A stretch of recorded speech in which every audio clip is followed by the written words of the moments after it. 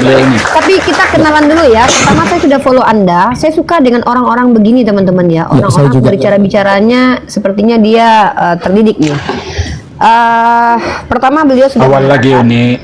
Ya. Awal lagi, jangan dulu dipastikan awal lagi. Iya. Gini teman-teman ya, saya sangat menghargai orang-orang yang diksinya itu sesuai dan tepat. Maksudnya apa? Artinya dia mengerti dengan yang diucapkan. Barusan beliau ini bernama Parulian Lumban Tobin, salam kenal dengan Bunda Gembala, dan beliau mengatakan beliau ingin melatih pemahaman beliau tentang agamanya. Ini keren sekali. Dan ini akan menjadi sahabat diskusi kita, bukan lawan debat. Kenapa? Lawan debat itu orang yang mendebat agama kita, itu akan mendebat. Dan ketika mungkin kakak berkata saya mungkin cerdas, ya mungkin bisa jadi, tapi saya rendah hati saja. Saya terlatih mungkin karena saya sekarang mahasiswa ya, jadi akademisi juga gitu. Tepuk tangan dulu kawan-kawan, sambil ditep-tep layarnya. Masya Allah, ini yang saya tunggu-tunggu Adinda. Masya Allah. Ini yang kita tunggu, orang-orang yang belajar ini yang kita tunggu. Baik, Adinda tadi izin tidak memberikan Uni kesempatan untuk bertanya. Di-mute dulu Adindaku. Adinda mengakui ini akun temannya, ini keren banget. Dia jujur, ini bukan akun dia, akun temannya. Nanti Adinda bikin.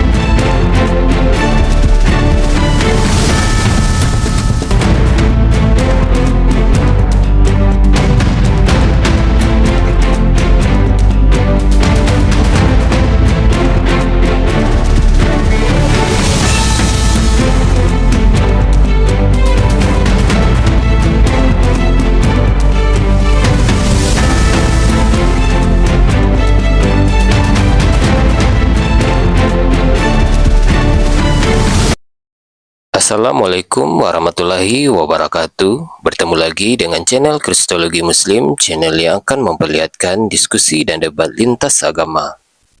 Pada kesempatan hari ini, semoga kita semua dalam keadaan sehat walafiat, selalu diberikan kesehatan, dan segala macam urusan dilapangkan, dipermudahkan, dan dilancarkan seperti apa yang diharapkan, dan juga diberikan segala kecukupan ekonomi, rezeki yang melimpah yang tidak pernah habisnya dari Allah Subhanahu wa Ta'ala. Di video kali ini masih seperti biasa, saya akan memperlihatkan diskusi dan debat lintas agama, di mana nantinya apologet Islam dan oknum Kristen akan saling bertanya dan menjelaskan agama masing-masing. Yang mana kita akan bisa menilai mana agama yang benar-benar bisa diterima dan dipahami secara akal pikiran manusia yang berakal. Di video ini juga kita akan melihat diskusi dan debat Unirifa dan apologet Islam lain dengan beberapa oknum Kristen yang mana kita bisa mendapatkan ilmu dan pengetahuan tentang ajaran Islam dan ajaran Kristen. Dan bagaimana berjalannya diskusi ini, apakah akan berjalan tenang dan santun atau malah sebaliknya memanas, di mana biasanya oknum Kristen jika tidak sanggup menjawab pertanyaan dan juga tidak terima ajaran dan isi kitabnya dibahas, mereka akan emosi dan marah, bahkan sampai menghujat pribadi atau ajaran. Nah, daripada penasaran dengan diskusi dan debat ini, mari kita simak saja videonya sekarang. Abang Jo Wilmar ini menarik. Naluri abang berontak ketika mendengarkan diksi Tuhan berbulu. Tapi lucu, abang bilang kayak hewan. Lah bang, saya mau tanya bang, yang menyamakan Yesus dengan domba itu kami umat Islam atau abang umat Kristen? Itu kan kiasan yang digunakan. Dan memang kiasan. Ketika abang mengkiaskan Tuhan abang seperti domba, abang tidak tersinggung. Ketika kami bertanya Tuhan berbulu, kok abang bawa hewan di sini? Karena yang berbulu bukan cuma hewan bang, manusia juga begini. Kenapa ini bang? Oke lah kalau memang demikian. Tapi kan begini, kalaupun kami itu kan pasti judulnya ini menjurus bahasanya Tuhanmu adalah manusia, kan begitu? Nah, iya. Ya benar betul. Iya, saya ngerti. Cuman menurut keimanan masing-masing seperti yang pedoman imannya kakak, ya kan? bilang kan imanmu ya imanmu, imanku ya imanku, kan begitu Lah kan. memang begitu bang. iya. Di sini kita diskusi kok. Nah, Bang, gini bang ya. Dalam ranah psikologis, kalau seandainya ada pertanyaan yang memicu adrenalin kita, berarti ada dua kemungkinan. Pertama, kita tahu itu salah. Kedua, kita tahu atau sebaliknya, kita tahu itu benar tapi kita buru-buru ingin menjawab. Yang abang ini tidak menjawab sama sekali, artinya abang tahu kalau ini bukan sesuatu yang benar, berarti ini salah. Makanya abang merasa terganggu dan tersinggung, padahal abang sudah verifikasi bahwa ini keyakinan abang. Mengapa saya tersinggung? Kalian Alasannya? membuat statement begini, udah tema begini. Kalian sebelum kalian menyatakan tema itu, kalian harus bertanya dulu sama yang ahli. Lah ini kan bertanya bang. Klarifikasi, enggak, kalian Tuhanmu harus berbulu. klarifikasi dulu sama yang ahli.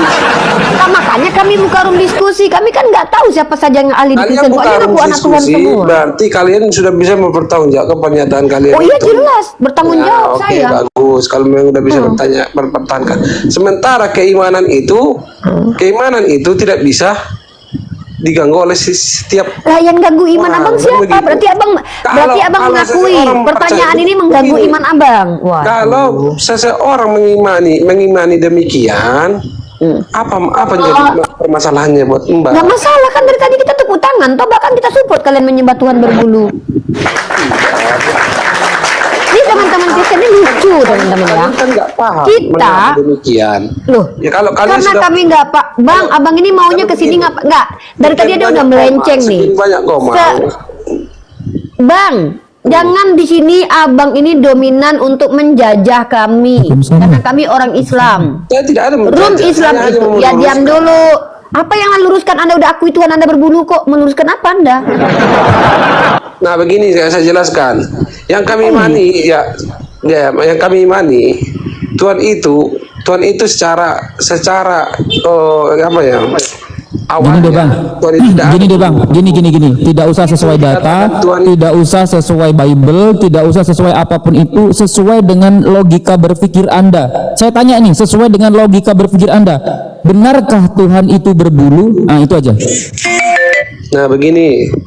Jawabannya benar atau tidak, itu aja. Juga, ini tujuan Tuhan itu berburu itu, ini topiknya tujuannya untuk Yesus. Enggak, saya tanya nih, saya tanya. Bukan, salah.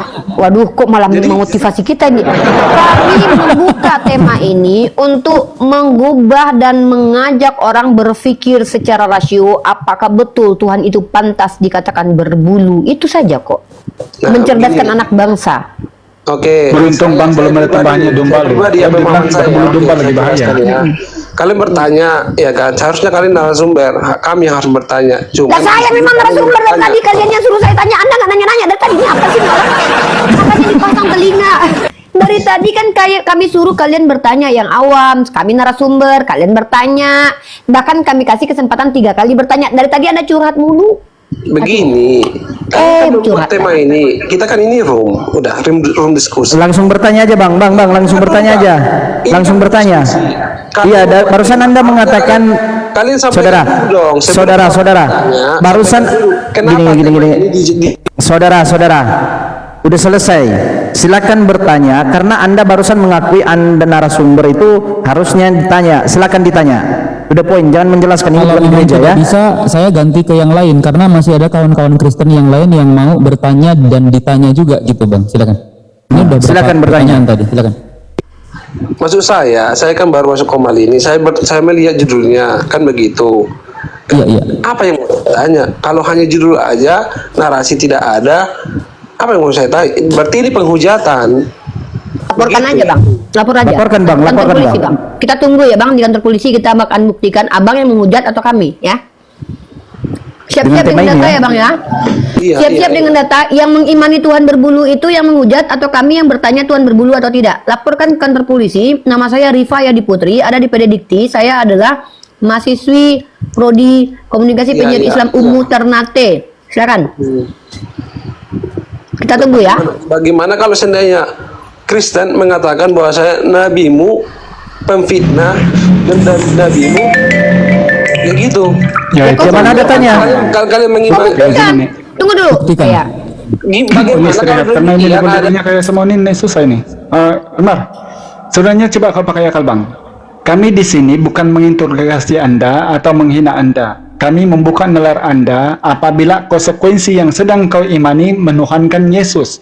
Kau tahu Yesus ini orang ini manusia. Manusia ini anak manusia.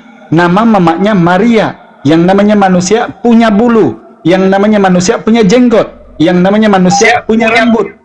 Ini konsekuensi apabila kau menyembah Yesus. Sebenarnya di sini aku tengok, sebenarnya kau tidak boleh terima. Tapi demi keimananmu karena terlanjur kau menjadi Kristen, kau iakan dengan cara kau bantah. Padahal ini sangat luar nalar manusia. Jadi pernyataan ini Tuhan berbulu karena ada ayatnya tadi kan, Yesaya 7 nomor 20, mencukur bulu paha dan melenyapkan janggut juga. Ini ada ayat, ketika kamu melaporkan, justru bang kau pikir-pikir, polisi nanti kami kasih tengok ayat Bible macam mana? Palingan nanti polisi bilang gini loh, siapa suruh kau menjadi Kristen? Kan Kristen itu ada tertulis Tuhan yang meminjam pisau cukur, yang juga Yesus itu kan manusia. Tidak salah orang itu. Nah, jadi yang akademis sedikit bang, kalau berdialog, udah kasih kesempatan yang lain. Kalau yang mail kasih ke bang Al, udah lanjut. Lebih baik bertanya aja tadi saudara ya, bertanya aja. Ya, tadi Anda baru mengakui bahwa Unirifa adalah seorang narasumber. Maka tanya, bukan menjelaskan, ya. Ini bukan gereja. Silakan saudara. Oke, saya tanya ya. Saya tanya. Ya, silakan. Nah, apa dasarnya dibuat tema ini? Ini pertanyaan pertama. Oke, mantap. Apa dasarnya dibuat tema ini? Dasarnya adalah Al-Quran saya. Quran surah An-Nahl ayat 125 sampai 126. Ud'u ila sabili rabbika bil hikmah wal mau'izatil hasanah wajadilhum billati hiya ahsan. Allah saya memerintahkan saya untuk ud'u ila, berdakwah. Da'a, katanya da'a, asal katanya da'a, mengajak, himbaulah orang dengan pengajaran yang baik. Kemudian kami harus memberikan pengajaran-pengajaran yang dengan cara bil ahsan dan bermujadalah. Saya bermujadalah dengan kalian umat Kristen dengan cara terbaik. Makanya mujadalah saya ajukan pertanyaan, Tuhanmu berbulu? Nah, ini bentuk permujadalahan namanya. Kami membantah atau mendebat dengan cara baik. Makanya kami bertanya baik-baik. Wahai saudaraku Kristen, betulkah Tuhanmu berbulu? Tadi sudah 2 teman Anda yang bilang, betul Tuhan kami berbulu. Selesai, ngapain kami bantah-bantahan? Kami dengan cara baik-baik. Kalau kalian sudah mengakui Tuhan kalian berbulu, ya sudah, berarti teman-teman Kristen penyembah Tuhan berbulu. Nggak apa-apa kan? Kenapa tersakiti dengan keyakinan sendiri gitu loh? Nggak apa-apa bang, itu kan keyakinan masing-masing. Izin ya, saya sapa tamu dulu ya. Kakak Gifty Kristen atau Muslim? Kakak Gifty, Kakak Parulian, Kristen atau Muslim? Kristen bang. Baik, siap, terima kasih. Izin dulu ya, kakak ini siapa? LG Sister, Kristen ya? Ya. Baik, kakak Gifty kalau tidak monitor izin saya turunkan. Yang lain silakan dilanjut. Oke, kakak Yo Wilmar izin ya, saya naikkan kakak Papua dulu, baru kakak Parulin. Izin ya. Oke, silakan. Ya, halo, selamat Ya. di Papua ya. Iya, sudah malam di Papua bang ya? Ya, Silakan. iya, sudah. Ya, Jadi silakan. begini menurut hemat saya, Ahijiman dihandle dulu, ini Tuhan ada Yesus. telepon. Iya, silakan. ya, jadi Tuhan Yesus datang ke bumi sudah positif jadi manusia. Beliau sendiri nyatakan bahwa dia adalah anak manusia. Jadi apa yang kita rasakan di dalam tubuh memang benar begitu. Dia juga punya jenggot, punya kumis atau breok atau dada, badan pun berbulu. Nah, jadi tidak salahnya kalau tema ini Tuhanmu berbulu, tapi menurut awal secara Tepuk tangan dulu.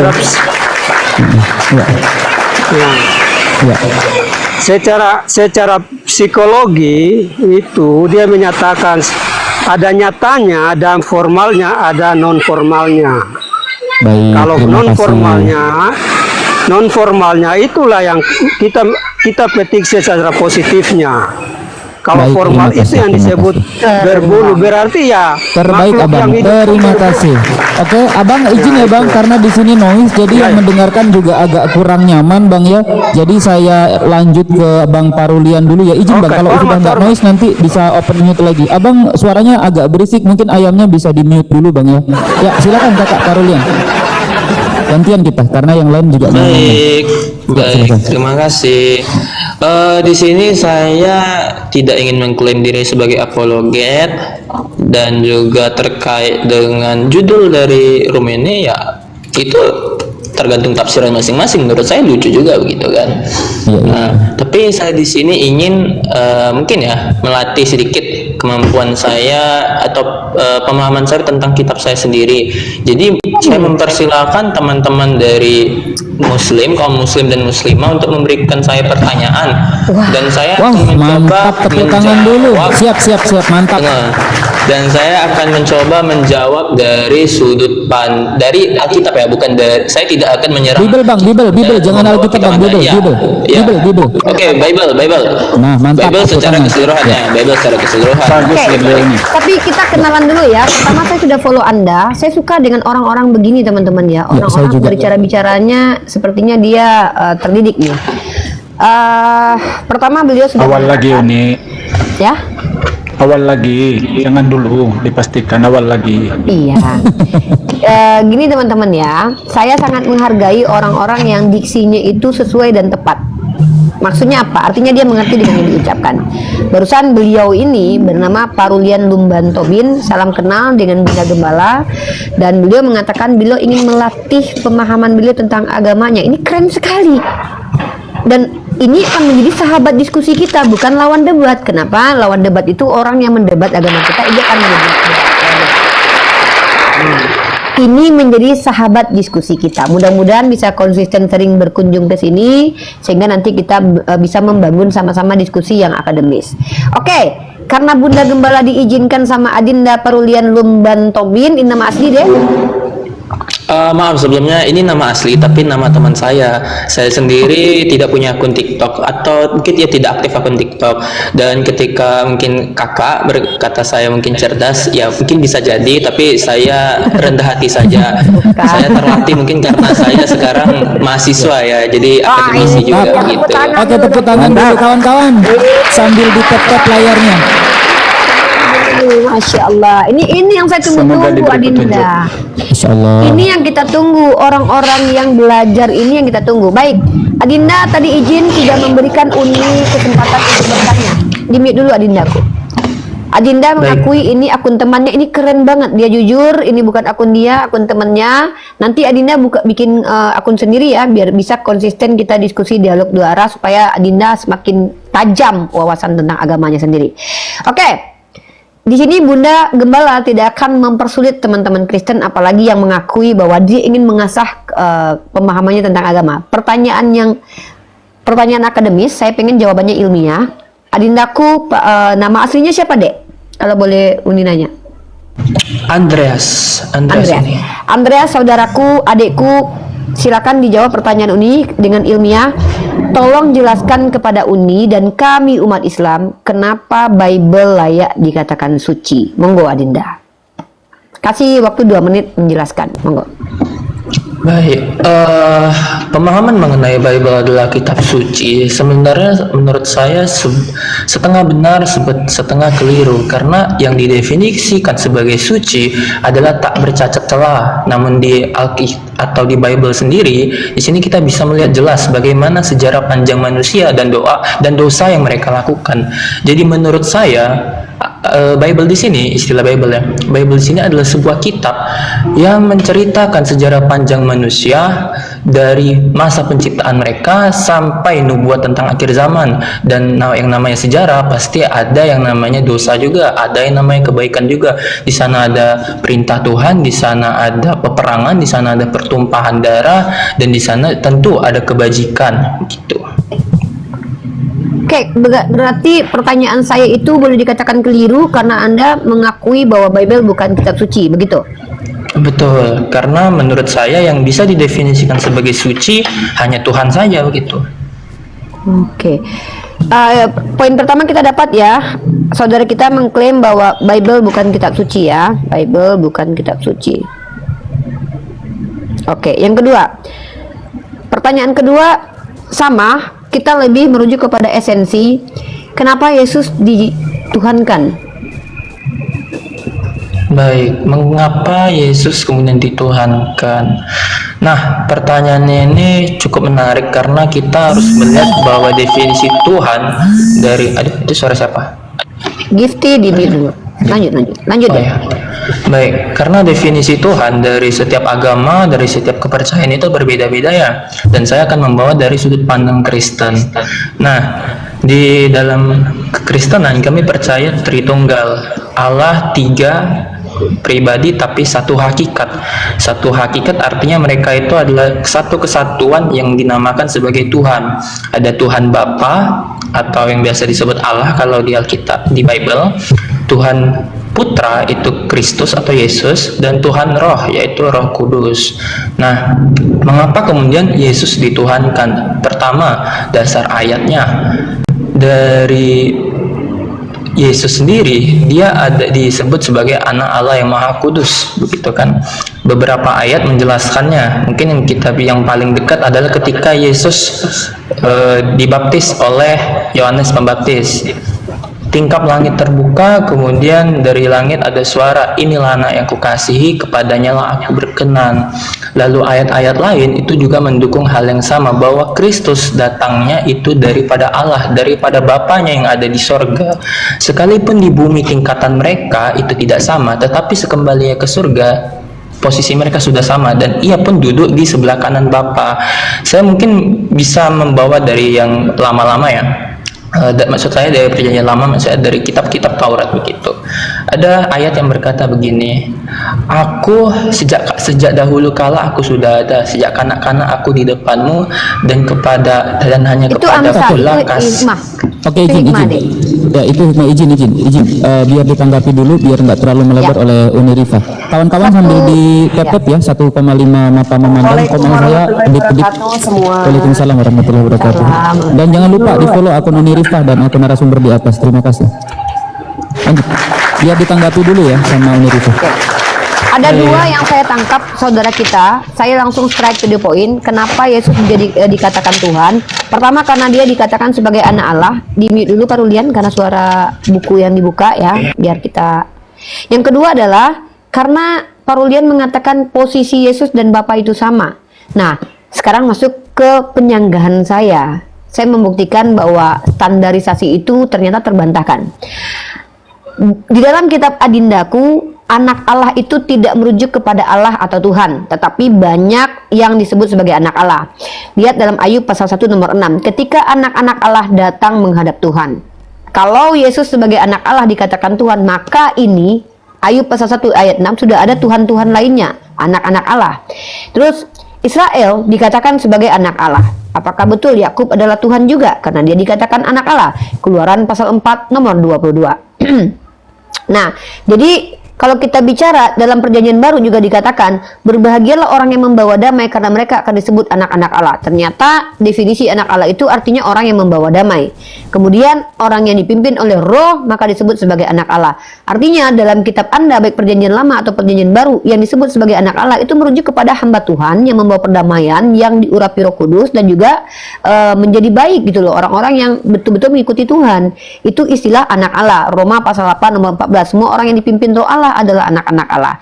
Nah, maka pertanyaan saya, di manakah ada dalil tertulis mengatakan bahwa anak Allah kepada Yesus merujuk kepada Allah itu sendiri?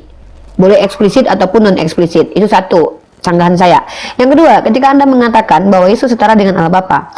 Sorry, setahu saya justru Yesus tidak setara. Bahkan Yesus berkata, ketika Yesus itu ditaklukkan, maka segala sesuatu ditaklukkan di bawah Allah Bapa. Saya akan carikan dalilnya. Saya lupa ayatnya berapa, nanti saya kasih kepada Anda. Silakan Anda tanggapi dulu tentang Seperti anak apa Allah nih bunyinya? Yang itu yang setelah Yesus ditaklukkan, maka Yesus berada di bawah Bapa. Untuk Bapa di atas segala-galanya. Bentar. Yesus menaklukkan diri. Bentar. Ibrani berapa?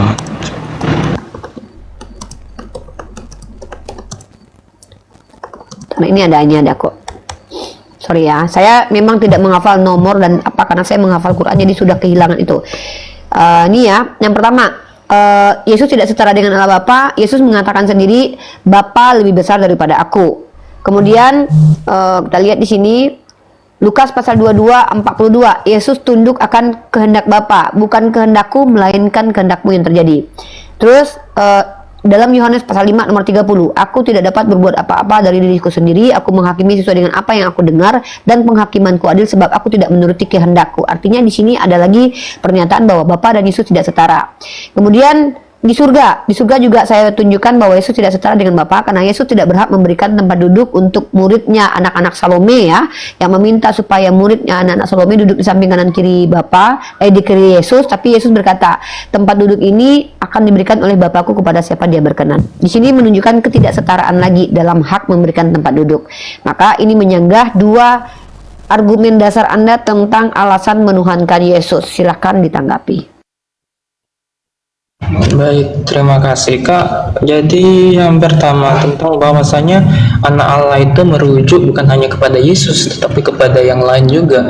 Seperti tadi yang dikatakan, sebenarnya untuk anak-anak Allah ya, saya tambahkan juga untuk malaikat-malaikat pun itu disebut sebagai anak-anak Allah. Di kitab Kejadian kan dibilang ketika anak Allah itu melihat bahwa anak-anak manusia itu parasnya cantik-cantik gitu kan.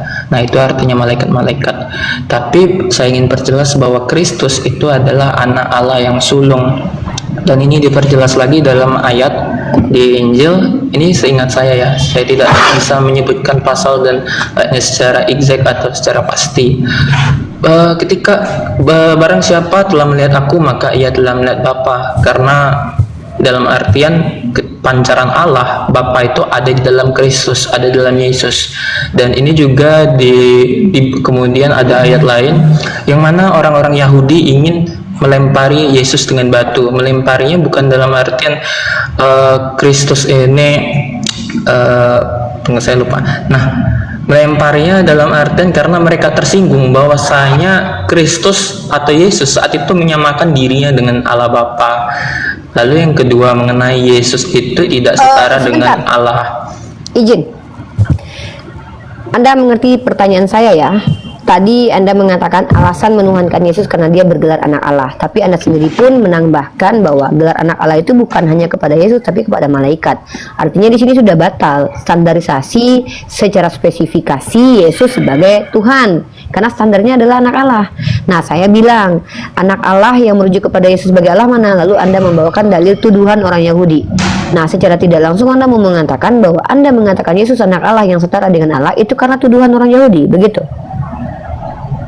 Itu hanya salah satu karena sepanjang pengetahuan saya ya Kak. Balik lagi kan saya tadi bukan apologet. Ini karena saya juga tujuannya untuk latihan begitu kan. Ya, nggak apa-apa. Uni bantu kan kamu latihan. Uni bantu. Iya. Nah, kamu tahu nggak 1 Korintus pasal 8 ayat 6? 1 Korintus Silakan pasal dibaca. 8. Di ayat itu bahkan Paulus pun mengajarkan bahwa hanya ada satu Allah dan satu Tuhan atau kurios. Kurios itu merujuk kepada orang-orang yang menjadi pemilik atau pemelihara sama seperti Rob atau Sayyid. Nah, artinya Paulus sendiri mengajarkan bahwa hanya ada satu Allah yaitu Bapa. Maka tidak bisa dikatakan Yesus setara dengan Bapa. Dan dalam 1 Korintus pasal 15 nomor 27 sampai 28, sebab segala sesuatu telah ditaklukkan Allah di bawah kakinya. Tetapi kalau dikatakan segala sesuatu yang ditaklukkan, maka teranglah bahwa yang dimaksud bukanlah Dia dan telah menaklukkan segala sesuatu pada Kristus. Dan apabila segala sesuatu telah ditaklukkan kepadanya, maka ia sendiri, Yesus sendiri, anak itu menaklukkan dirinya kepada Dia, yaitu Allah Bapa. Di sini adalah sanggahan bahwa Yesus setara dengan Allah Bapa. Nah, silakan Anda cari dalil yang betul-betul bisa menunjukkan alasan Yesus dituhankan karena Dia yang menyampaikan sendiri atau Allah Bapa. Kenapa? Kalau kalian mengambil literasi dari dogma doktrin gereja, dulu sebelum terjadi konsili Nikea 325 sudah ada polemik tentang Yesus ini homoousios atau tidak. Sebelum kami umat Islam berpolemik dengan kalian, dulu orang-orang yang mengklaim pengikut Yesus dari kalangan Ebionit dan Unitarian yang kitabnya sama dengan kalian sudah mengklaim bahwa Yesus itu adalah ciptaan karena banyak dalil yang menunjukkan bahwa Yesus adalah ciptaan pertama. Nah, Amsal yang kamu bawa itu tidak bermaksud kepada Yesus karena Yesus adalah firman menurut kalian, tapi itu hikmah. Hikmah tersebut merujuk kepada Solomon. Jadi, supaya kamu berapologet dengan baik ya, yang akademis karena kamu mahasiswa, kamu ambil pernyataan skolarmu, Dek. Jadi biar kamu tuh berapologetnya itu mengikuti kaidah ilmiah. Nah, contoh gini. Kalau kamu Katolik, gunakan pendapat para skolarmu. Contoh, Agustinus berpendapat. Nah, itu baru akademis, ilmiah. Tapi kalau kamu berpendapat sendiri, sola scriptura misalkannya, nanti ini tidak ilmiah. Kenapa? Itu cenderung asumsi. Nah, untuk melatih agar kamu lebih lancar lagi berapologet, silakan kamu ngobrol sama adik saya. Di sini ada saudara saya, Bang Aldidaya, ini senior saya nih kalau Bang Aldidaya ini. Tapi kalau adik saya nih ada Jimen nih. Ya, Jimen ini secara ilmu Bang Aldidaya senior, secara umur pun dia senior nih, walaupun dia mualaf. Nah, Tua tentang maksudnya? Kristenan. Tua. Enggak, seniornya kan tua. Iya. Sekarang Bangka saya atau jaya dia engkau. kayak kasih kesempatan Anda ngobrol dengan Bang Al-Hidayah atau Jimen untuk mengasah perapologetan Anda, silakan. Karena kalau dengan saya bentar lagi sholat maghrib. Saya hargai Anda luar biasa. Ya. Siapa yang menemani? Iya, Bang sedikit Al-Hidayah. ini. Oke, Ini silakan sedikit besarkan ya. Bang Al-Hidayah, Dek. Ini mau sholat maghrib. Baik, Siap. terima kasih Unia Oke, Kak. Perlian, Bang Perlian. Ya, Salam kenal, ya, Bang. Salam kenal ya. Iya, salam kenal juga, Bang. Jadi aku perkenalkan dulu, memang aku ini sudah tua bangka Bang, sudah 60-an. Tapi kalau ada istri yang berkenan, 2 pun masih boleh Bang. Jangan kau birahi. Tanpa ada Kata lain penerangan kau. sedikit pun tentang kewajiban. Jadi gini Bang Perliannya, dasar-dasar terkait dengan kekristenan, aku salut dengan kamu ini karena kamu ini kritis loh, agak akademis sedikit berpikir, bukan kayak Kristen yang lain. Tapi kita ingin berkenalan dengan lebih jauh dulu Bang. Bukan aku di sini bangga ya, bukan aku rasa bangga atau aku sok, enggak. Tapi alangkah baiknya kalau kita kasih tahu. Si Jemen, Jai, aku ini kan dulu bekas Kristen. Semuanya bekas-bekas Kristen dulu, seperti Anda. Mungkin langsung ke kerucutan aja. Alasan kenapa masuk Islam, itu. Kenapa kembali kepada fitrah. Nah, sekarang kalau kita dalam Kristen banyak digunakan pakai manipulasi argumen yang hanya dibumbui oleh doktrin dan dogmatis. Aku ulang ya Bang ya. Di Kristen ketika berkaitan dengan bab ketuhanan atau ajaran itu banyak dengan bumbu doktrin dan dogmatis. Apakah itu nanti dasarnya Alkitabiah? Di sini kita uji. Yesus Bang, nih catat ya ayatnya, catat. Mulai Yesus lahir, mulai dinubuatkan sampai Yesus lahir, sampai dia terangkat, sampai nanti turun balik. Ini ayatnya. Aku tanya, Yesus ini manusia atau berubah menjadi sesuatu? Ini perkataan Yesus langsung dalam Bible. Karena aku dulu sebagai seorang yang akademis, hidup di tengah-tengah lingkungan orang-orang Kristen yang tidak ada satu pun mengajar tentang Islam, maka satu-satunya jawaban untuk aku keluar dari kepompong itu adalah Bible. Sebab itu aku hafal. Menurut orang-orang nih, sebelum Yesus ini lahir, dia ini adalah nabi yang akan datang. Yohanes 7 nomor 40, Markus 6 ayat 4. Dia ini nabi yang akan datang. Bukan Tuhan yang menjadi manusia, bukan Tuhan yang kedagingan, bukan. Nabi yang akan datang. Begitu lahir, yang tadinya di Lukas 2 nomor 11 dikatakan Tuhan, tahu-taunya ayat itu tahun 2000. Yang namanya Tuan, yang namanya Rabbi, yang namanya junjungan, yang namanya Toyuan, yang namanya Kurios, ini semua manusia Bangku. Tapi apabila dirubah diksi kalimat menjadi Tuhan, ada H di tengah-tengah Bang, ini sesuatu dimensi yang lain karena pencipta, sesembahan yang namanya Tuhan itu. Selibel-libel manusia, tidak ada yang boleh naik pangkat. Tahap tertingginya manusia ini paling-paling presiden Amerika Serikat atau raja.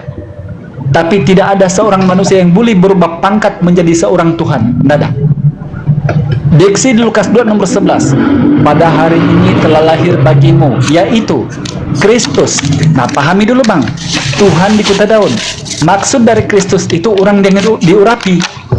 Dari kata Mesiah, orang yang diurapi Tuhan di kota Daud, bukan Tuhan yang lahir. Itu satu. Ya, abangku mau kritis sedikit, kan kamu ini kan kritis. Pada hari ini telah lahir bagimu Kristus, orang yang diurapi Tuhan di kota Daud. Diurapi Tuhan di kota Daud, bukan Tuhan yang lahir. Kayak diksi-diksi yang dibangun di gereja. Apabila ini dibenarkan menjadi Tuhan, ternyata original teksnya lagi Bible itu dalam bahasa Yunani, Yesus ini penyematan sebagai kurios atau kurie 320 ayat, 26 ayat, kurios. Sementara disematkan kepada Theos 1 ayat pun tidak ada. Tapi kita lewati. Ketika lahir, ternyata manusia, yaitu kurios. Apabila dia sudah lahir dan dia mengajar di Bait Allah, Yohanes 2 nomor 15 sampai 16, umurnya 12 tahun. Mengajar di Bait Allah, diobrak-abriknya orang-orang jualan. Mengubrak-ngabrik orang jualan bukan menandakan sebagai seorang Tuhan. Karena yang namanya Tuhan jangankan mengubrak-abrik. Datang ke dunia saja, dunia ini pecah. 2 Tawarik 2 nomor 6, 2 Tawarik 6 nomor 18. Kalau Tuhan datang ke dunia, dunia ini pecah. Apalagi perutnya Maria, Bang. Oke, langsung dikerucutkan aja Bang, pertanyaannya Bang. Kayaknya dia udah Bukan ngantuk bertanya mungkin. ini bukan bertanya. Ini kasih Ya, tahu, silakan. kasih paham dia tentang apa itu doktrin dan dogma. Biar ditanggapi Ini bukan coba. bertanya. Silakan. Jadi ketika Yesus ini terangkat ke langit dalam Markus 16 nomor 19, 1 Petrus 3:22, Kisah Para Rasul 7:55, ternyata mereka ini Yesus melihat Yesus ini duduk sebagai anak manusia, bukan sebagai Tuhan yang berubah. Di Ibrani 13 ayat 8, Ibrani 11 ayat 5, Yesus dulu, kini, dan selama-lamanya tidak berubah, tetap anak manusia, tetap anak orang, yaitu anak Maria. Begitu dia turun dalam Matius 16:27, kamu akan melihat lagi-lagi anak manusia, bukan Tuhan yang jadi manusia, bukan. Dalam kemuliaan Bapaknya diiringi oleh malaikatnya, dia akan membalas semua orang menurut perbuatan mereka.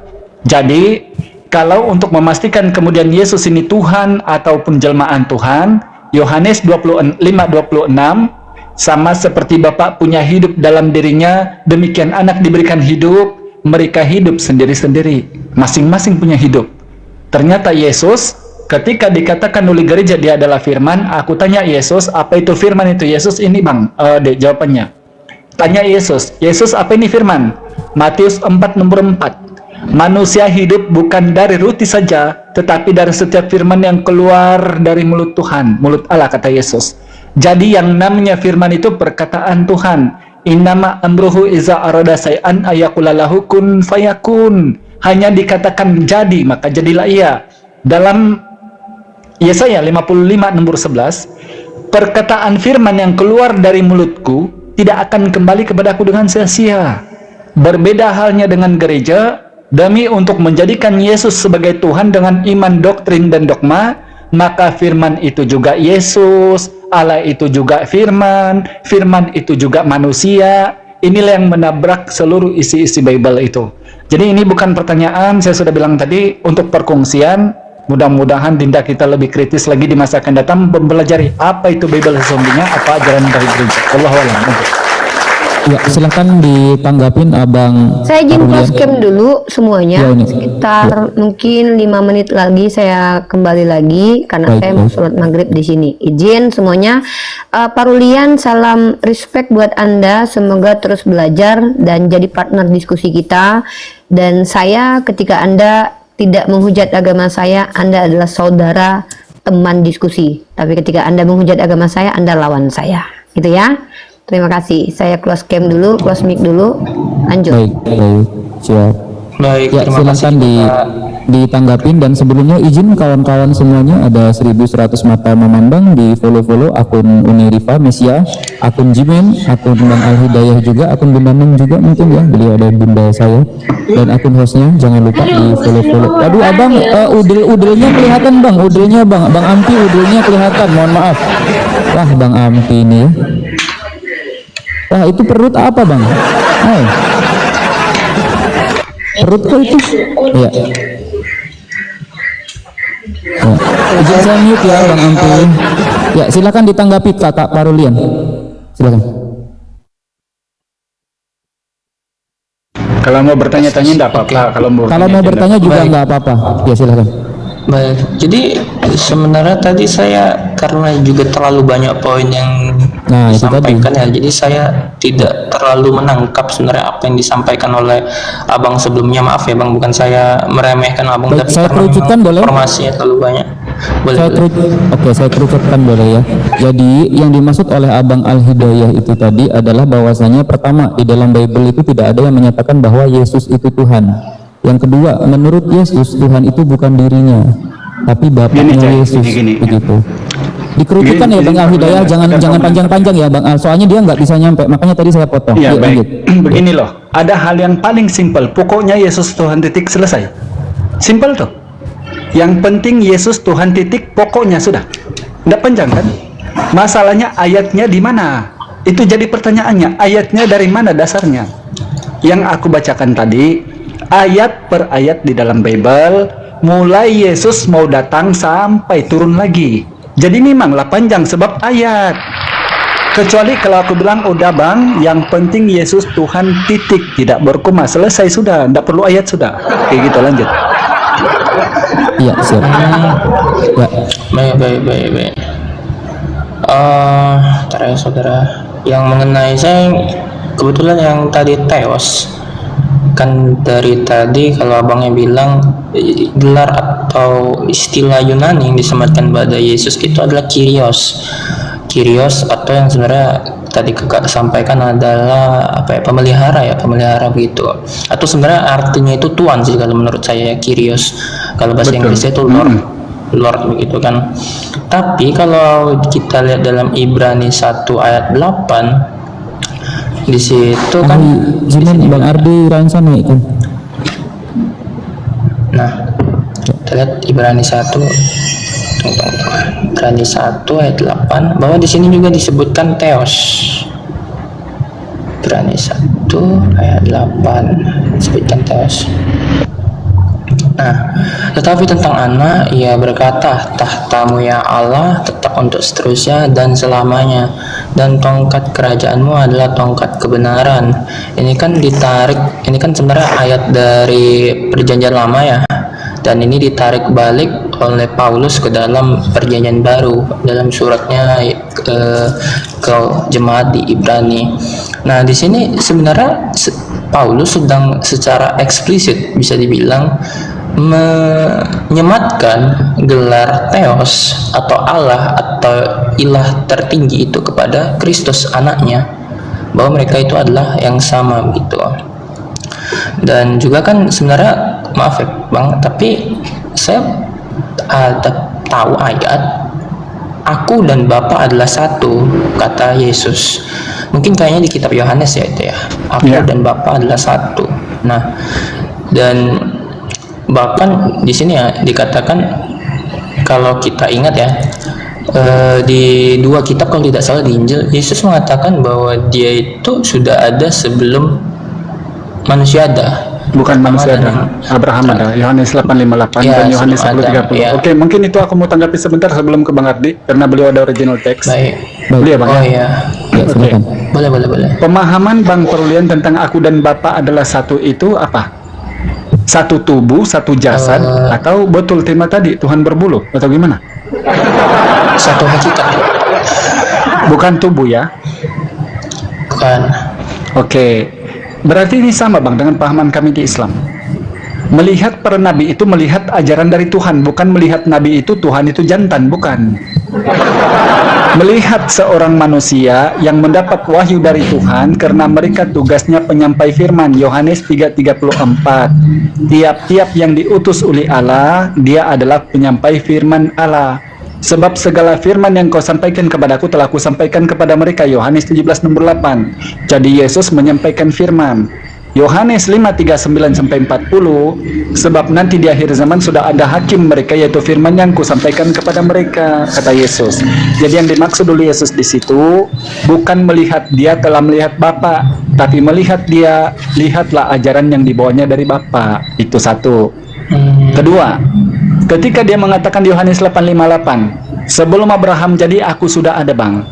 Ini diksi di Islam itu lebih unggul Bang. Kalau di Islam begini Bang, sebab itulah dalam iman, rukun Islam, rukun iman yang keenam, kami percaya akan qada dan qadar Bang. Tiap-tiap manusia ini telah tersurat kehidupan mereka di laut mahfuz sebelum Allah membentuk kita dari janin ibu kita. Kita sudah ada tersenarai di laut mahfuz oleh Allah nih, Tuhan semesta alam nih. Tapi mungkin ini terlalu jauh untuk Anda. Namun aku coba menggunakan pendekatan Bible. Dalam Amsal 8 nomor 22 sampai nomor 30 Bang, panjang diksinya. Salomo abangku, sebelum Tuhan menciptakan gunung-gunung, sebelum menegakkan bumi dan ada apa yang ada di antara keduanya, dia sudah bermain-main di hadapan Tuhan sebagai anak kesayangannya. Salomo ini. Betul. Nah, jadi sekarang kalau diksinya aku hanya dia mengatakan sebelum Abraham jadi aku sudah ada, ini malah tambah berbenturan. Kan tidak salah kalau kami nanya. Kalau gitu siapa lebih tua, Yesus sama Maria, kan gitu. Ini bukan mengolok, tapi membuka ayat tadi betul atau tidak klaim itu gitu. Jadi di sini dulu ya. Pak Ardi, silakan, mungkin beliau agak ada akademis sedikit tentang teks-teks, mungkin boleh jelaskan tuh DRD tentang Yohanes 10:30. Padahal. Assalamualaikum Bang Ardi, monitor. Waalaikumsalam warahmatullahi wabarakatuh. Ya, silakan Bang Ardi, mungkin bisa dibimbing adik kita ini dari Saya Kristen ada sedikit juga. aja ya, sedikit Boleh, aja. boleh. Nanti Banyak aja, nggak apa-apa. Ustadz Kandaku nanti lanjut. Kenapa? Karena saya masih makan. Jadi saya sedikit aja. Oh, Jadi gini, tentang Kyrios tadi. Kyrios itu, kalau Kyrios doang, Kyrios itu aslinya adalah, artinya adalah Tuan, nggak bisa Tuhan, nggak bisa. Betul. Tapi ada tapinya. Kalau Kyrios disandarkan dengan satu pater, dua Ouranos kai tesges, maka itu bisa dipahami Tuhan. Kenapa? Karena begini. Matius 11:25. Aku bersyukur kepadamu Bapa. Ingat, di situ ada Bapa. Jadi Kyrios ini disandarkan kepada yang pertama Bapa, kedua penguasa langit dan bumi. Penguasa langit dan bumi itu siapa? Bapa kan? Bapak. Berarti kesimpulannya Bapa di situ Tuhan, dan di situ menggunakan kata Kyrie, tapi Kyrie itu adalah bentuk vokatif dari nominatifnya Kyrios, paham? Mungkin agak berat ya diksinya. Oke, gini. Intinya di situ menggunakan kata Kyrios. Kalau Kyrios disandarkan, misal begini Bang. Misal begini. Tuan langit dan bumi, siapa? Ya Tuhan, betul nggak? Iya, betul. Tuan rumah, oh ya manusia, betul nggak? Betul. Kalau Tuan saja, ya manusia, betul nggak? Betul. Ya Oke. sudah. Seperti itu Kyrios. Jadi posisi Kyrios itu bisa diartikan sebagai Tuhan ketika ada kata sandarnya. Kata sandarnya salah satunya adalah nomor satu pater, dua kai Ouranos kai tesges. Langit dan bumi. Siapa yang punya langit dan bumi? Saya tanya. Tentu Tuhan. Bapak. Iya, betul. Tentu Tuhan, betul? Betul, betul. Maka Kyrie di situ diartikan sebagai Tuhan, Matius 11:25. Tetapi tidak berlaku di Yohanes 13:13. Kenapa? Nggak bisa, karena nggak ada kata sandar di situ. Kamu menyebut aku didaskalos kaiho Kyrios. Nggak bisa. Nggak ada kata sandar. Didaskalos itu guru. Didaskalos itu guru. Kaiho Kyrios. Kyrios itu tuan. Guru dan tuan. Sekarang saya tanya. Guru dan tuan, apanya yang Tuhan? Nggak ada. Nggak ada. Oke. Betul? Betul, betul, betul. Maka kenapa tidak bisa Yohanes 13:13 disandarkan sebagai Tuhan? Nggak bisa, karena nggak ada kata sandar. Tahu nggak kata sandar itu? Sama yang saya Kata sebutkan pendukung tadi. mungkin ya, kata pendukung mungkin ya. Kata pendukung. Kalau Anda pahamnya gitu, oke lah. Kalau Anda pahamnya begitu, bolehlah. Baik. Tuan rumah, maka ya orang. Tuan Bismillahirrahmanirrahim. Alhamdulillahirabbil alamin. Aku bersyukur kepada Allah Tuhan semesta alam, Rabb semesta alam. Siapa penguasa alam ini? Ya Tuhan, bukan tuan, betul? Betul, betul, betul. Nah itu udah, lanjut. Saya lanjut makan. Lanjut, Kanda. Baik. Silakan. Jimen mungkin mau masuk atau izin ya Bang Karulian, ini saudara Anda juga, sister ini juga mungkin mau masuk, boleh. Oh. Sister monitor. Iya, boleh, boleh. Sister monitor. Oke, nggak apa-apa. Bang Karulian dulu aja. Silakan dilanjut. Iya, izin Mas. Baik. Ya, nggak Tidak apa-apa. apa-apa, nanti Jimin tanggapi. Silakan Bro Len. Jimin tanggapi, Silakan, nggak nanti apa-apa. Jimin tanggapi. Mengenai dibuka Kyrios belum ya. Matius 11:25 udah dibuka belum? Iya, sudah. Matius 11:25. Ah, udah betul kan berarti kan? Ya, tujuan saya belajar Lanjut, maksudnya ikut dalam diskusi saya bilang ini karena saya juga ingin lebih paham kan bagaimana nature yang mungkin selama ini dianggap oleh saudara-saudara itu diajarin oleh gereja gitu kan. Tapi dalam hal ini saya juga ingin belajar sendiri bagaimana sih titik terangnya. Nah, Nanti saya jadi kasih terang juga. Nanti saya kasih beberapa hal juga bahwasanya kitab yang Anda imani sudah diubah-ubah sejak abad keempat. boleh, abad boleh. nanti ya lanjut dulu sama Ustadz Ali Daya. Ustadz kau Kanda. Yo. Udah gantian sama Jimin dulu. Nanti Aku nggak disapa loh.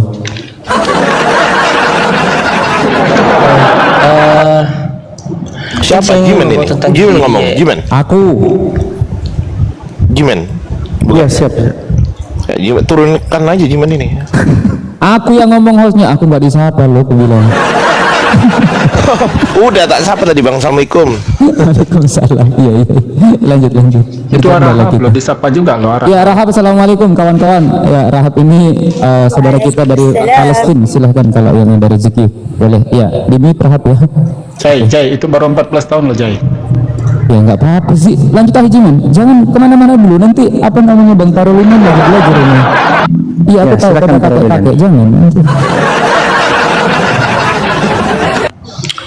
Baik, tunggu ya saudaraku Matius. Kok ada Matthew. Tadi kan perkara yang ini saya boleh bicara kah Bang? Silakan. Bang Bro Len, nanti Jimin masuk. Ya. Baik. Jadi perkara tadi kita berbicara tentang Kyrios, saya merasa bahwa sebenarnya Kyrios ini juga bisa disematkan mungkin tidak hanya sebagai Tuhan saja ya, tapi kalau di bahasa Arab itu mungkin Rob. Makanya juga kan Allah itu disebut sebagai Rob ya. Tapi memang saya akui bahwa secara terminologi Theos itu lebih tinggi daripada Rob begitu. Nah, balik lagi mengenai tadi penyematan Theos pada Kristus atau pada Yesus. Nah, di situ ya. Nah, di sini di Yohanes 15. Di mana tadi ya? Aduh, saya sampai hilang ini loh. Yang apa diksinya dek? Kira-kira seperti apa diksinya? Jadi begini, Thomas berkata bahwa kepada Yesus, ya benar, kaulah Yohanes 20:28. Allah Ya, dan itu ada 20:28 ya. Ya, Nanti kan aku dikatakan jelaskan secara nanti itu gampang. 28 ya. Di situ kan dijelaskan 28. Nah, ya Tuhanku dan Allahku. Di situ kan sekaligus ya Kyrios dan Theos juga disampaikan. Lalu yang pada ini, aduh kok langsung hilang ini siapa? Nah, yang di Yohanes 9 14:9. Yohanes 9 ayat 36. Jawabnya, siapakah dia Tuhan, supaya aku percaya kepadanya? Kata Yesus kepadanya, engkau bukan saja melihat dia, tetapi dia yang sedang berkata-kata dengan engkau, dialah itu. Katanya, aku percaya Tuhan. Lalu ia sujud menyembahnya. Lalu lanjut Yesus, aku datang ke dalam dunia untuk menghakimi, supaya barang siapa yang tidak melihat dapat melihat, dan barang siapa yang dapat melihat menjadi buta. Dari situ kan ini suatu tindakan ya, bahwa Yesus menyatakan Yohanes bahwa berapa? dirinya adalah Tuhan. Yohanes Yohanes berapa? 9 ayat 35 sampai Oke, lanjut. 9. Nah, di situ kan orangnya itu langsung sujud kepada Yesus begitu. Dan sebelumnya Yesus sudah menyatakan kepada orang itu bahwa dia adalah Tuhan. Saya rasa kalau dari sini, di sini kata-katanya Kyrios ya. Jikalau Kyrios itu hanya bisa secara tunggal, hanya bisa disematkan kepada manusia saja, lantas seharusnya orang ini tidak sujud menyembah kepada Kristus atau Yesus. Betul. Datanya tadi di mana itu, Pe? Yohanes 9 ayat 35 Ini. sampai 39. Itu bukan sujud. Gini. Nih, tunjukin nih. Abang harus tahu dulu dalam bahasa Yunani itu ada yang namanya proskuneo nih. Iya, matera. Yohanes 9:38. Katanya aku percaya Tuhan, lalu ia sujud menyembahnya. Ini bukan sembah ibadah. Menyembah ini adalah sembah Iya, sujud, langsung sujud, sembah kan? sujud, Iya, sembah langsung sujud. kan? Sembah sujud Iya, sujud. ini adalah penghormatan karena di sini menggunakan kata apa? Proskuneo. Kalau mau gini, satu-satunya dikatakan Tuhan ketika dia bukan menggunakan proskuneo, dia menggunakan kata latrio. Carikan saya di Bible Anda, Yesus dikatakan ada orang yang berlatrio kepada Yesus. Ada nggak? Semuanya proskuneo. Bahkan di Lukas 2 itu orang-orang Majus kan menyembah Yesus, betul nggak? Iya, betul. Menyembah itu proskuneo. Proskuneo itu sujud hormat. Hormat ini bukan menyembah, bukan dalam arti ibadah. Abang tahu nggak perbedaannya menyembah dengan ibadah? Tahu nggak? Oke. Tahu nggak? Tapi ada sujud ya, ada sujud di situ kan. Enggak, sebentar. Ya. Loh, sama. Iblis di dalam Quran, iblis disuruh sujud kepada Nabi Adam. Apakah Allah Subhanahu wa taala menyuruh iblis menyembah Nabi Adam? Tidak. Iya, masuk. Ya. Nah, dah lanjut. Oke. Kena ada Jimen. Lanjut, Dik. Ya. Jadi gini Pak Rudilan, ambil dulu garis besarnya, kan habis ditunjukkan data lalu dijelaskan Garis besar, bukan garis beras. Ya, Garis ya. besar. Garis besarnya lu harus ambil itu, apa itu, lu jadikan itu sebagai substansi dalam pemahaman Anda. Apa itu? Berarti kalau masih menggunakan kalimat proskuneon, berarti itu adalah suatu penghormatan, bukan sesembahan. Ya. Jadi kalau ada kalimat, nah, biar Anda tidak bias nanti suatu kelak. Jadi karena kan Kristen, mohon maaf ya, doktrin Kristen itu namanya proskuneon, mereka dalilkan bahwa itu adalah penyembahan kepada Tuhan. Sementara dalam arti bahasa sesungguhnya, proskuneon itu adalah penghormatan kepada seseorang. Contoh, saya menghargai Abang Parolian, saya menghargai, tetapi saya tidak menyembah. Tetapi kalau namanya kalimat menyembah, sudah pasti menyembah dan sudah pasti menghargai atau menghormati. Itu dia. Jadi Anda harus paham dulu itu. Udah dapat kan poinnya dulu? Iya, dapat. Nah, lalu apa lagi yang mau ditanya saudara? Yang Buka Lukas 174. Buka Lukas 174, buka. betul. Lukas 1 ayat 74. Supaya kita terlepas dari tangan musuh, dapat beribadah kepadanya tanpa takut. Beribadah hanya bisa disematkan kepada A, Tuhan, B, selain Tuhan. Tuhan. Itu betul. Jadi di situ menggunakan kata latrio. Nih, tak kasih tahu nih. Di situ menggunakan kata latrio. Nah nih, tuh latriin. Kata dasarnya latrio. Nih kata dasarnya latrio.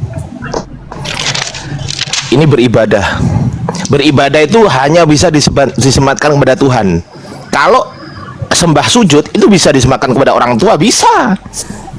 Apalagi orang Jawa. Orang Jawa itu setiap selesai ada adat yang namanya apa sih? Jangkrik, kok lupa ya. Sungkem gitu ya? Sungkem tuh sembah sujud, tahu nggak? Iya. Bukan berarti orang tua kita tuh Tuhan. Gitu, lanjut. Oke, baik.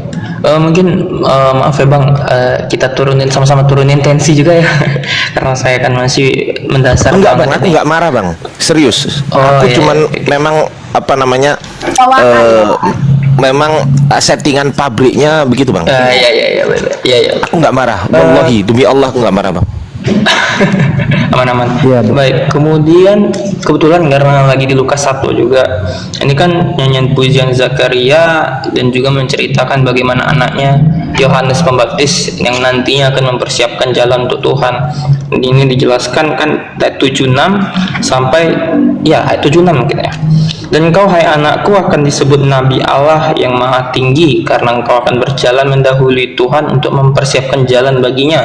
Itu kalau menurut tafsir abang atau mungkin definisi abang berdasarkan bahasa Yunani-nya bagaimana? Yang mana? 76 Bang. Yang tadi Lukas 1 ayat, kan tadi abang Lukas 1 ayat 74. Dan saya engkau bawa hai anakku, 76. siapa engkau ini? Aku belum baca ya.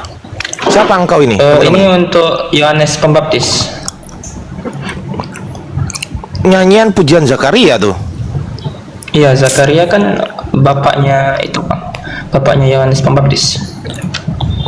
Bentar. Dan engkau hai anakku, engkau ini siapa? Yohanes Pembaptis. Iya, Yohanes Pembaptis. Iya. Akan disebut nabi. Oh, nabi berarti Allah yang Maha Nabi Tinggi, Allah karena yang engkau Maha berjalan Tinggi. mendahului Tuhan untuk mempersiapkan jalan baginya, untuk memberikan kepada umatnya. Mendahului Tuhan ini apa maksudnya? Kalau menurut pemahaman Kristen yang mainstream ya, arus utama kan Yohanes Pembaptis ada untuk mendahului Yesus, menyiapkan jalan bagi Yesus. Yesus dalam artiannya sebagai Tuhan begitu. Nah, Nggak bisa di sini menurut kiri abang masalahnya. Di sini dikatakan Iya. Kyrios, dan Kyrio ini bentuknya genetif kepemilikan ini. Ini Kyrio ini. Kyrio ini nggak ada kata sandarnya untuk dijadikan sebagai Tuhan. Apa? Coba kasih tahu saya apa? Kata sandarnya di mana? Maaf Bang, maaf. Kalau saya memang masih awam banget ya kalau untuk bahasa Yunani ya. Nah, tapi kalau mungkin bisa jelasin yang Nabi Allah yang Maha Tinggi itu. Karena ada sandingannya dengan Tuhan gitu kan. Ya, Nabi Allah akan disebut Nabi Allah yang, iya betul, memang Nabi Allah dia. Nah, Allah ya Nabi Allah yang mati. Enggak, maksudnya tuh Allah di sini seakan disandingkan dengan yang Allah di sini Theos ya. Saya tidak tahu ini. Sebentar. yang Yunani. Saya baca dulu ya. Kaisu di apa nih? Pedion Propites Upisto loh. Kyrio mana Allah yang Maha Tinggi ini? Nabi Allah yang Maha Tinggi. Upisto. Wah, ini nggak ada Allahnya ini. Yang Maha Tinggi aja di Yang situ. Maha Tinggi aja ini. Ini nggak ada Allahnya, yang Maha Tinggi aja. Nabi Di situ nggak ada. Nabi yang Di Maha situ nggak ada Tinggi. gelar Tuhan ya Bang. Nggak ada. Nggak ada. Banyak kali tambahannya, bah. Lanjut, Dinda. Lep. Tunggu, sabar Bang. 1 ayat. Sebenarnya kalau untuk bahasa Yunani masih lihat dari website. Iya. Kayak Rulin, tapi di Lukas 1 tadi kan udah tahu kan bahwa tidak ada di situ Allah kan? Harus nyambung. Lukas 1. Nabi Lukas Yang tadi 76 ya? satu iya, tidak ada yang Maha kata. Tinggi, yang Maha Tinggi kan. Nah, Yang Maha berarti Tinggi. tidak ada kata Allahnya kan? Berarti itu tambahan ya. Ini bisa nggak Bang? Kalau misal disamakan kayak mungkin saya ini meminta penjelasan ya sekali lagi. Kalau kayak di Quran kan memang kalau kata Arabnya, nah terus pas diterjemahin ke Indonesia tuh kayak ada dalam kurung kayak gitu. Bisa nggak ini diterapkan juga ke Alkitab kayak yang sekarang misalnya? Silakan, Dinda. Ya, maksudnya ulang-ulang kayak mana? Ini kan kalau menurut Abang kan kayak tambah ini ditambahin ya Siap. yang Allah Assalamualaikum, Bang Andi. ayat 76. Halo? Iya. Ya, ya menurut Abang ini kan tambahan kata Allah itu kan. Tapi bisa nggak ini kalau disandingkan misal kayak, karena kan saya membaca Quran juga gitu kan. Kalau di Quran ini ayat Arabnya, tulisan Arab, kemudian di bawahnya itu Latin Arabnya, lalu kan terjemahan Indonesianya. Nah, di terjemahan Indonesia itu suka ada dalam dalam kurungnya. Yang dalam kurung itu ya sebenarnya juga Dalam nggak ada kurungnya di itu penegasan. ayat Arab, nggak ada di ayat Arabnya gitu. Bisa nggak itu sebenarnya Penegasan. ditaruh juga ke sini kayak penegasan juga yang ayat ini? Bang Andi mau masuk atau saya? Terusin aja, penegasan aja. Untuk di Lukas 1 nomor 76 itu tidak bisa, Bang. Karena kenapa? Allah itu adalah kepemilikan nama. Sementara yang Maha Tinggi itu adalah gelar. Sementara dalam arti sesungguhnya itu tadi, yang apa tadi? Arti apa tadi ya? Nih. Tupsitos ini itu bukan nama, tetapi gelar. Nah, jadi gini, kadang kita di dalam kekristenan, doktrin Kristen, nama yang kita ambil daripada sesuatu hal dari kitab orang lain itu kita jadikan gelar, itu gabrul. Nah, inilah contohnya. Ya, kalau memang harus mengambil kaidah bahasa kaidah sesungguhnya harusnya theos, baru nanti disambung dengan konteks huksitos. Abang paham kan? Jadi Allah yang maha tinggi, atau sebaliknya huksitos lalu ada theosnya. Kalimat selanjutnya harus ada kata sandar. Ya. Jadi kata kalimat Allah itu tidak bisa dijadikan maupun di dalam kurung, nggak bisa, saudara. Penegasannya itu nggak bisa. Bahkan kalau dipakai original teksnya tidak bisa juga, karena di kalimat dalam original teksnya tidak ada theos. Abang paham kan maksud saya? Kalau di dalam Al-Quran itu adalah penegasan, gini penegasan, saudara. Ada di dalam kurung penegasan dari makna apa yang sesungguhnya. Karena salah satu yang harus ada penegasan di dalam kaidah studi kamus bahasa Arab itu tidak bahasa Indonesia itu tidak mampu menjelaskan apa kalimat-kalimat yang ada di dalam bahasa Arab. Coba bandingkan kosakata yang di dalam bahasa Arab itu 11 juta lebih loh. Sementara Indonesia itu 400-an. 12 juta 300. 12 juta, iya. 12 juta. Saya akhiri diskusi dan debat para apologet Islam yang telah memberikan kita ilmu dan pengetahuan tentang ajaran Islam dan ajaran Kristen.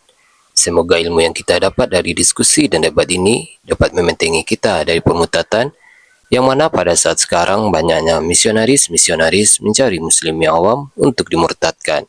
Saya akhiri video ini. Terima kasih kepada saudara-saudari muslim semua yang telah mengikuti diskusi ini sampai habis. Sampai ketemu lagi dan nantikan video-video diskusi dan debat apologet Islam selanjutnya. Assalamualaikum warahmatullahi wabarakatuh.